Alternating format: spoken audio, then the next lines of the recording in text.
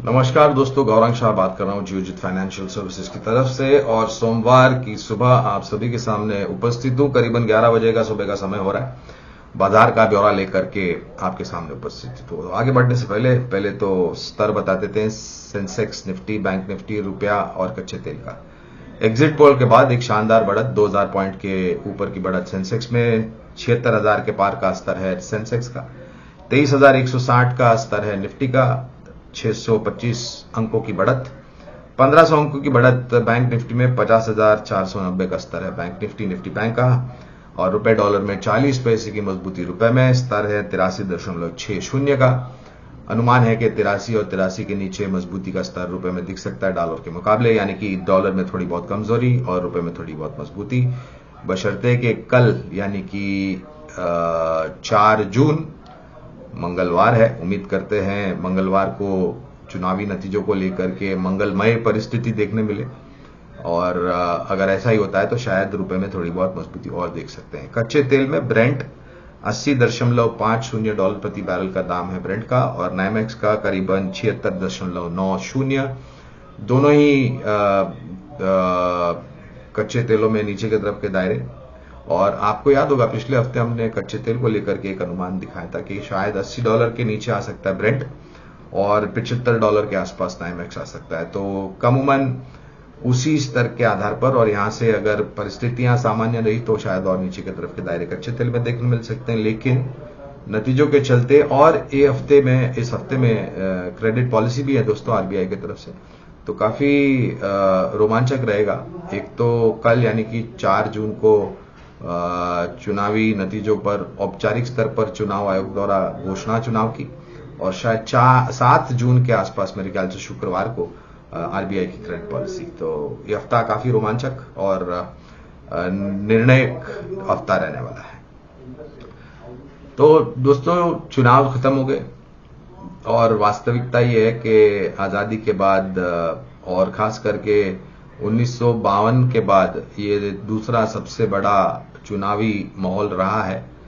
और 7 चरण में चुनाव हुए, और कल परसों आखिरी 7वें चुनाव के बाद 6 बजे के बाद 7 बजे के आसपास हमने एग्जिट पोल आते हुए देखे, और सभी एग्जिट पोल का समीकरण आपको यह दर्शाता है कि तीसरी बार फिर से मोदी सरकार, और शपथ ग्रहण प्रधानमंत्री के रूप में मोदी जी करेंगे, अगर कल आंकड़े उसी आधार पर और तर्क पर आए जो एग्जिट पोल में बताए।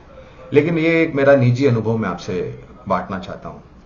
मैं आंकड़ों को लेकर के कोई टिप्पणी नहीं करूंगा, लेकिन मैंने जो देखा है दोस्तों वो है कि एग्जिट पोल के जो नतीजे अलग अलग एजेंसियां हमारे सामने रखती हैं, उसकी जो दिशा यानी कि डायरेक्शन है, उसी तरफ है जहां पर एग्जिट पोल इशारा कर रहे हैं कि कौन सी राजनीतिक पार्टी जाकर के सरकार बनाएगी और कौन प्रधानमंत्री बनेगा।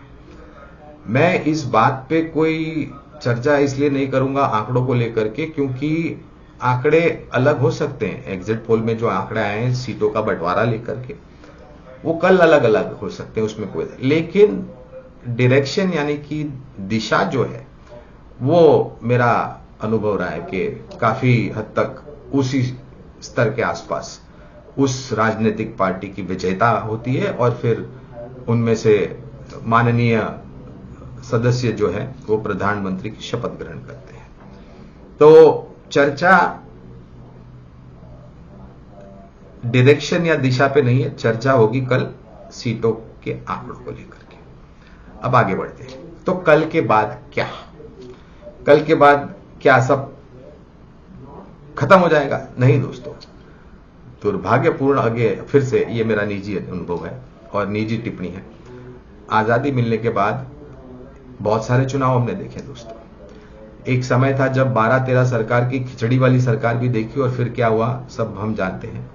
और हमने वो समय भी देखा है कि बहुमत वाली अगर सरकार बनती है तो देश का विकास और देश के नागरिकों की उन्नति किस प्रकार से होती है। और दुर्भाग्यपूर्ण साल में कहीं ना कहीं हमारे देश में चुनाव होते रहते हैं, फिर वो ग्राम पंचायत के चुनाव हो, नगर पालिका के चुनाव हो, राज्य स्तर के चुनाव हो, या फिर ये चुनाव जो हमने हाल ही में देखे।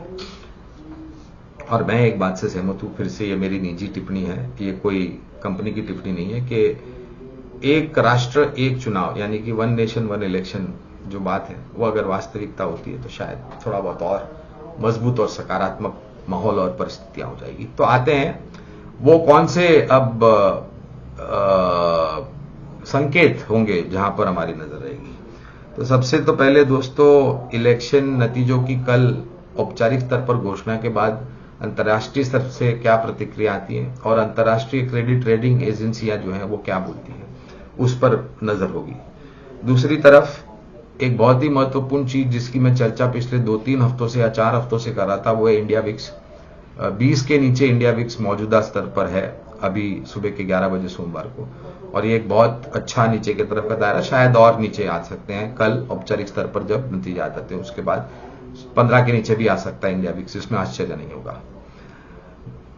एक चीज जो हम सब भूल गए हैं दोस्तों, ये सब उत्साह में एग्जिट पोल के जो आंकड़े आए उसको लेकर के, वो पिछले हफ्ते शुक्रवार को है विकास दर के आंकड़े।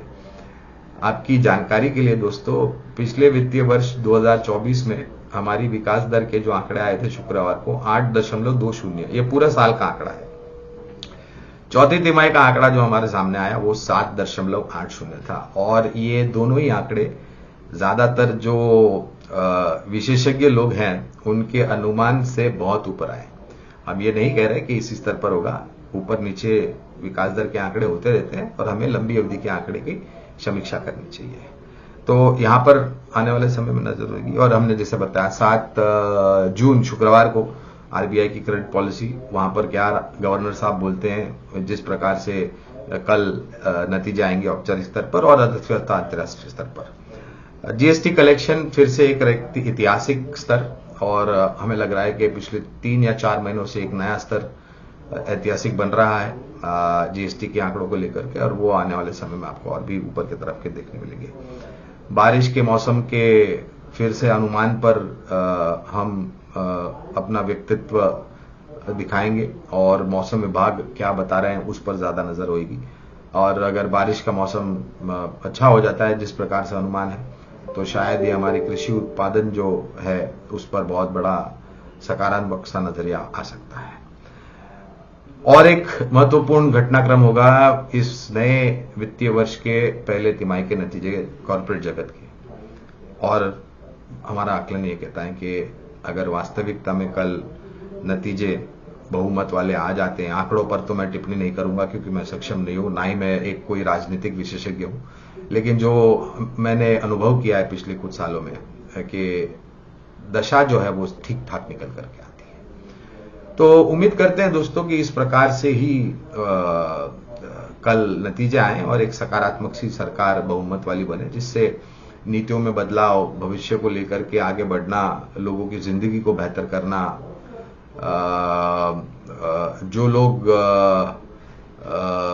बेरोजगार हैं उनको रोजगार मिले, वगैरह वगैरह वगैरह। और दोस्तों, हर बार जब हम आपसे जुड़ते हैं तो आपको निवेश लायक 2 विकल्प बताते हैं। आज भी हम 2 विकल्प लेकर के आए हैं। एक है निजी क्षेत्र की छोटी बड़ी बैंक, और दूसरी है रियल एस्टेट क्षेत्र से जुड़ी हुई बिल्डिंग मटेरियल्स बनाने वाली कंपनी।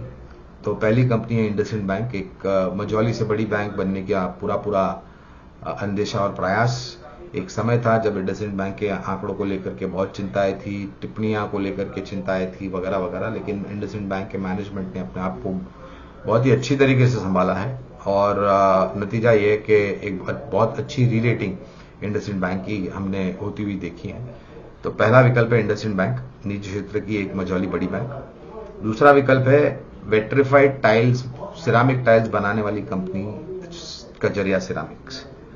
दोस्तों, इस क्षेत्र को लेकर के थोड़ी परिस्थिति गंभीर इसलिए थी क्योंकि चाइना से बहुत बड़ी मात्रा में डंपिंग हमारे बंदरगाह पर हो रही थी, और एक बहुत असंतुलन सा वातावरण और प्रतिस्पर्धा का सामना भारत में स्थापित जो वेट्रिफाइड सिरामिक टाइल्स बनाने वाली कंपनियां उनको सामना करना पड़ता था। सरकार ने इसको देखा और इस पर कार्रवाई की। पहले तो इंपोर्ट ड्यूटी बढ़ा दी जो चाइना से वेट्रिफाइड टाइल्स आते थे उसके ऊपर, और दूसरी तरफ एंटी डंपिंग ड्यूटी भी बढ़ा दी। तो इससे जो एक असामान्य स्तर था भारत में स्थापित कंपनियों को सामना करने का, वो अब सामान्य बन गया है।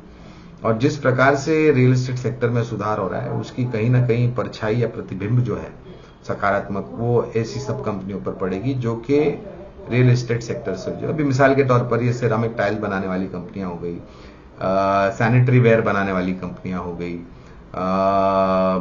पाइप्स एंड फिटिंग्स बनाने वाली कंपनियां हो गई, पेंट कंपनियां हो गई, सीमेंट, मेटल्स वगैरह वगैरह, बहुत सारे क्षेत्र को रियल एस्टेट सेक्टर अगर सुधरता है तो उसका रुझान बेहतर होता है। और एक बात बोलना अनिवार्य होगा हमारे तरफ से कि ये बुनियादी तर्क के आधार पर दोनों ही कंपनियों पर हम निवेश की राय दे रहे हैं। इसके लिए अनिवार्य होगा कि आपके पास 12, 16, 18 महीने से ज्यादा की समय सीमा हो। ये कोई छोटी मध्यम अवधि या BTST के लिए राय नहीं है, तो इसका ध्यान रखें और शुरुआत कीजिए और गिरावट पर आप धीरे धीरे करके और जोड़े। हमारी बात शांतिपूर्वक सुनने के लिए आप सभी का बहुत बहुत धन्यवाद। मेरी वाणी को यहाँ पर विराम देता हूँ और हम सभी को ऑल द बेस्ट कल के लिए दोस्तों। उम्मीद करते हैं कि एक अच्छी मजबूत सरकार बने और हमारे देश का भविष्य उज्जवल हो। बहुत बहुत धन्यवाद आप सभी का।